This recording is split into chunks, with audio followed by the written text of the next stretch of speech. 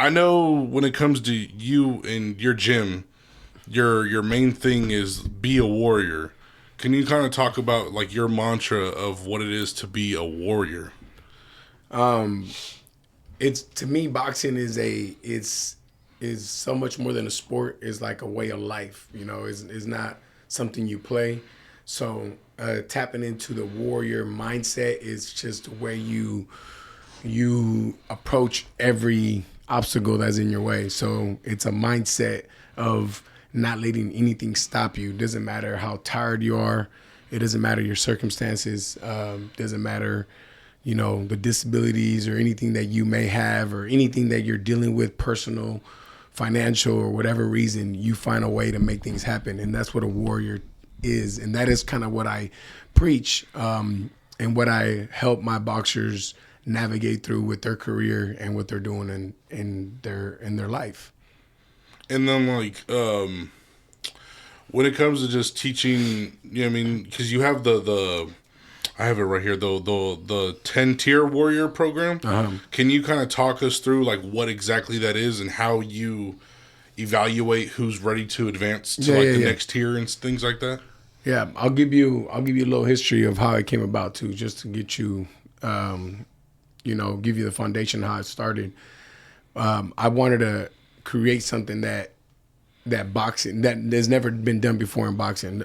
People have tried to do it and haven't been successful at it. And what I wanted to do is create something from when somebody first walks in through the door to a gold medal at the Olympics, right? And obviously that's a big, like that doesn't happen in one day. So each step is focusing on developing the boxer to that. And it starts with first at the very beginning when you walk in, the first level is really about getting the person to first feel comfortable in the environment, which boxing gyms can be intimidating. Getting people to learn their basics, and getting people to be in better shape than when they walk in before you transition into a more intense routine. That's what the first level is about. Second level that's when you start sparring, which is usually very light, as far as you're usually on the offensive. No one's really coming at you like crazy yet. And then the next level after that is more away sparring. Now is more intense.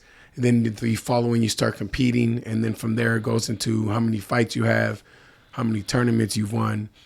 And then it slowly starts transitioning. But it's also not just boxing based. Each level, you also have to do leadership stuff that involves, holding mitts, doing chores around the gym, freaking stuff. There's random stuff, cleaning the bathroom, assisting in the class, everything that has to do with maintaining the gym, being the leader in the gym, so that you become more than just a boxer. You are also well-rounded, and you start to grow leadership skills. And to me, that's exactly what you need to become a branded a not just if you there's so many different types of boxers. You can have just two boxers, right? But what's the difference between Canelo and Josh? Josh could be just as good as Canelo, but Josh may not have that same type of marketing, that same following, that same type of community behind him. And here in the U.S., it's very hard to do that because not one boxer stands out to millions of people because the U.S. is so diverse. Yeah. So how do you do that? That is what I did with the Warrior program is taught people.